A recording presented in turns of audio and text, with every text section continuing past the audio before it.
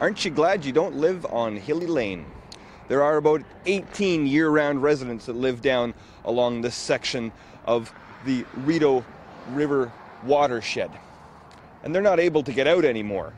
The water has risen a couple inches overnight, Wednesday to Thursday. And it's going to go up more, because if you're driving along the 416 and you look out over the Rideau River when you cross it, you'll notice that it is still blocked with ice. It has not broken up yet. You can tell when it's going to, and there's a dark sort of stretch of ice along the middle. That's when the breaking up of the river is imminent. That hasn't even happened yet. So when that happens, then finally some of this water will move along. But what's happening is the water that you see here behind me on Hilly Lane is actually coming from across the street where the fields have been flooded. Now, I was speaking with a man named Don Russell.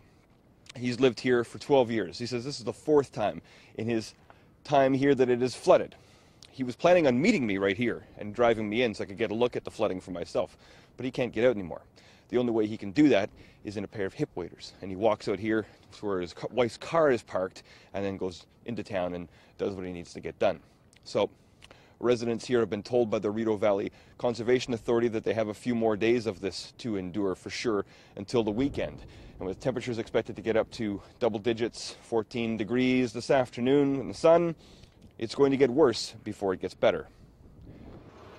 This, meanwhile, is Rideau Glen Road, right next to the Rideau Glen Golf Course, just outside of Kemptville.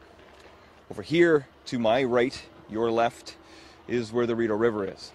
And behind me is this private road, which is flooded.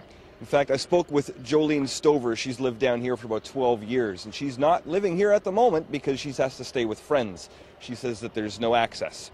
And basically what she describes is the runoff from the golf course is meeting the ice on the river, which is still in place, as I mentioned, and that's creating the flood. And it's gone over her retaining wall. She remembers a few years ago when the flooding was bad that they were actually able to take a boat right to their deck to get into the house.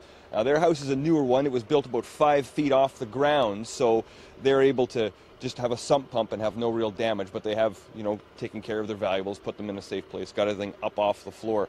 And I was sitting here looking at this when I first arrived. I watched beaver swim across the road.